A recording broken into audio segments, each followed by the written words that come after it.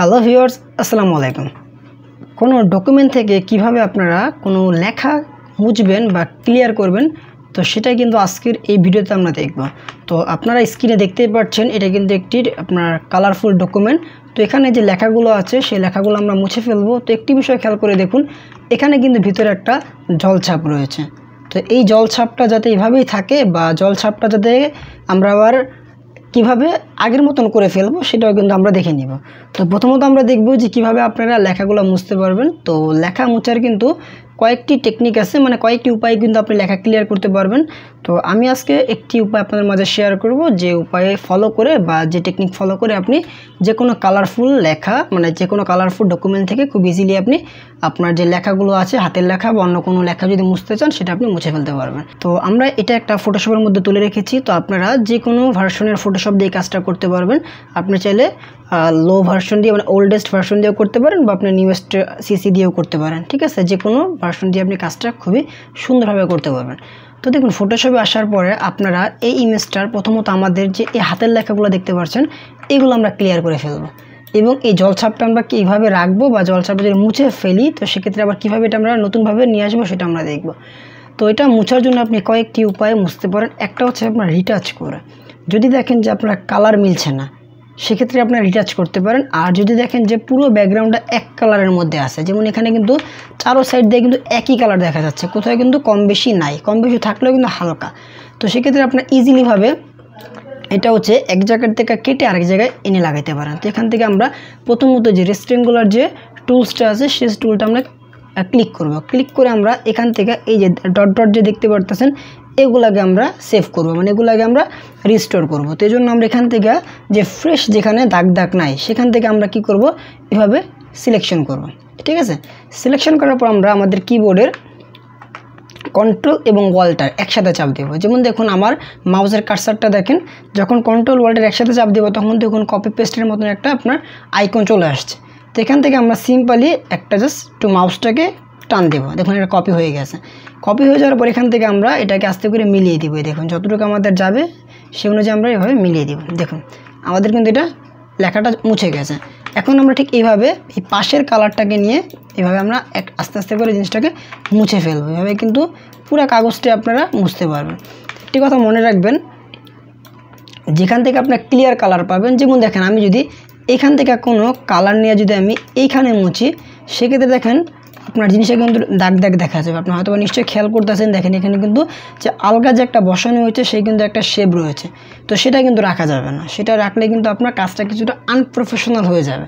অবশ্যই কিন্তু কাজটাকে আপনার প্রফেশনালিভাবে করতে হবে যে কোনো ডকুমেন্ট থেকে লেখা মোছার ক্ষেত্রে। তো আগে আমরা উপর থেকে ক্লিয়ার হয়ে আসি।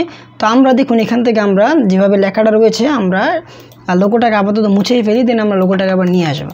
তো আমরা এখান থেকে এইভাবে জাস্ট লোগোটা মুছে যাক, আমরা কালারটাকে নিয়ে এভাবে লেখাগুলো আমরা মুছে ফেলি। আপনারা বুঝতেই পারছেন আমি কাজটা কীভাবে করতেছি। জাস্ট যেখান থেকে ক্লিয়ার আছে সেখান থেকে আমরা সিলেকশন করে কন্ট্রোল ওয়াল্টার চাপ দিয়ে আশপাশে জাস্ট এভাবে করে নিতেছি। ওকে, আমার মোটামুটি এতটুকু হয়ে গেছে। এখন আমি এখান থেকে নিয়ে এই যে লেখাগুলো রয়েছে আমি এখান থেকে এটাকে বসাই দেব। দেখুন সুন্দরভাবে কিন্তু এটা বসে পড়েছে। এখন আমরা সেমভাবে আমরা আগে এই দাগটাকে আমরা রিকভারি করি, রিস্টোর করি। হয়ে গেছে এটাও।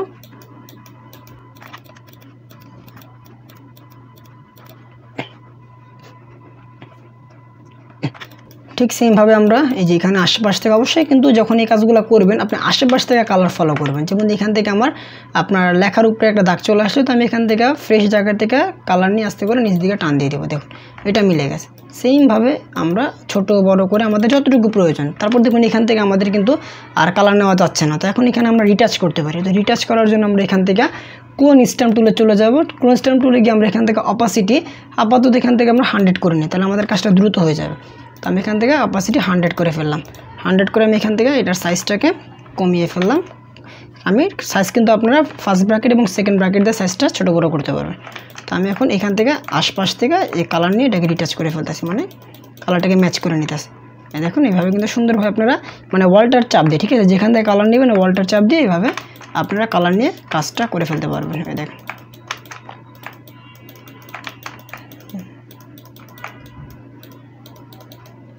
ওকে, দেখুন এটা আমার হয়ে গেছে। এখান থেকে একটু কালো কালো দেখা যাচ্ছে, এটাকে আমাকে আরও সুন্দরভাবে কাজ করতে হবে। ওকে দেখুন, ওকে এখন আমাদের এই দাগটা আর নাই। তো এখন আমাদের যেখানে কিছুটা দাগ রয়েছে, এখন আমরা এটাও এভাবে মুছে ফেলব। ওকে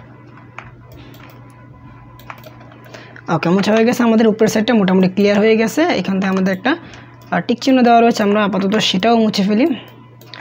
আর এটা আমরা এভাবে মুছে ফেলি। আর যদি আমরা যে লেখার উপর জায়গায় মুছতে চাই, তো কিছুক্ষণ আগে যে দেখিয়েছিলাম ঠিক সেভাবে আপনি এটা মুছে ফেলতে পারবেন। তো আমি হয়তো এতটুকু মুছলাম। ওকে, তারপর আসি এখন আমাদের সেমভাবে কাজগুলো করতে হবে। তো আমি কি করতে পারি, এখান থেকে ফার্স্টে আমি এতটুকু সিলেকশন করে, ওকে আগে লাইনটাকে আমি নিয়ে আসি। লাইনটা নিয়ে আসলে আমার কাজটা করতে ইজি হবে। ওকে এতটুকু আনলে হবে। এখন আমি এখান থেকে বাকি অংশটাকে ফিল করে ফেলি।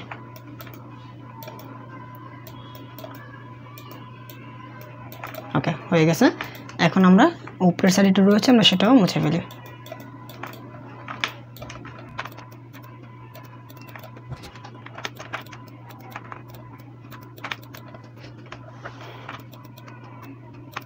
ওকে এখন আমি এখান থেকে কালার নিয়ে এটাকে জাস্ট এই বরাবর বসিয়ে দিব। অ্যালাইনমেন্টটা সোজা রাখবেন যাতে অ্যালাইনমেন্টটা সুন্দরভাবে বসে। ওকে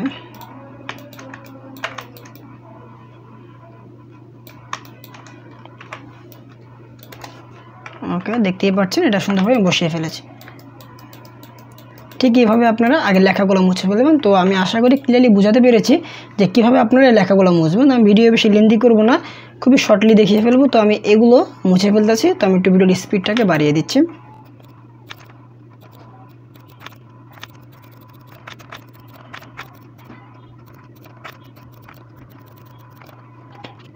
ওকে মোটামুটি আমার লেখাটা ক্লিয়ার হয়ে গেছে।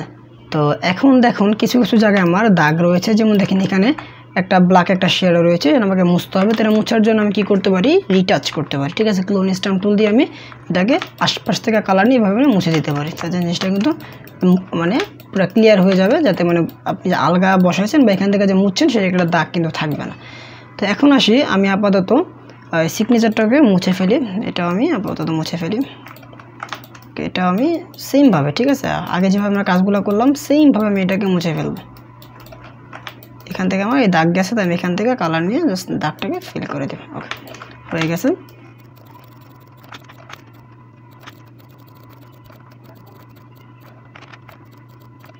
ওকে যেখান থেকে আমার যাবে না এভাবে, সেখানে আমরা এভাবে আপনার রিটাচ করে নেব। রিটাচের মতন এটাকে কালার ফিল করে ফেলবো। ওকে হয়ে গেছে। দেন এখান থেকে আমাদের কিছুটা ওয়ার্ড রয়েছে, কালি রয়েছে, এটা আমরা কাজ করে ফেলবো।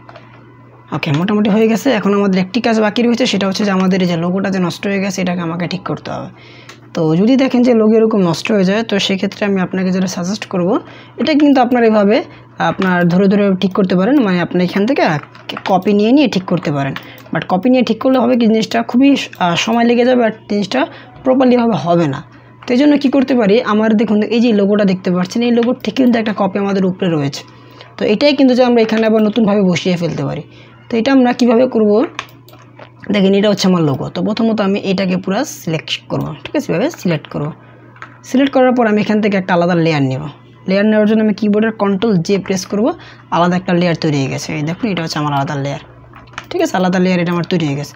লেয়ার তৈরি হয়ে যাওয়ার পর আমরা কি করতে পারি, আমাদের যে আশেপাশের যে ব্যাকগ্রাউন্ড আছে সেটা আমরা ইরেজার টুল দিয়ে আমরা মুছে ফেলতে পারি। ইরেজার টুল দিয়ে আমরা এখান থেকে সাইজটাকে একটুখানি বাড়িয়ে ফেলবো। বাড়িয়ে আমরা এখান থেকে এটাকে এভাবে মুছে ফেলবো। এই যে এটাকে এভাবে মুছে ফেলবো। ওকে দেখতেই পাচ্ছেন জিনিসটা কিন্তু আপনার আশেপাশের যে ব্যাকগ্রাউন্ড আছে সেটা কিন্তু মুছে গেছে। ওকে এখন আমরা কি করতে পারি, এটাকে বড় করব। প্রথমত আমরা এই লেয়ারটাকে সিলেকশন করে কিবোর্ডের Ctrl+T প্রেস করব।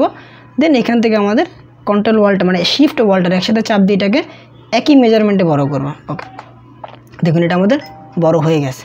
ওকে তো আমাদের এখানে সাইজ মতন চলে আসলে আমরা কি করতে পারি, দেখুন এটার অপাসিটিটা, এই লেয়ারের যে অপাসিটিটা আছে সেটা আমরা কমিয়ে দিব।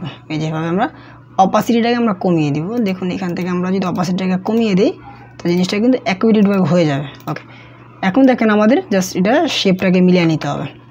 আমরা এটাকে আরেকটুখানি বড় করার প্রয়োজন আছে আমাদের।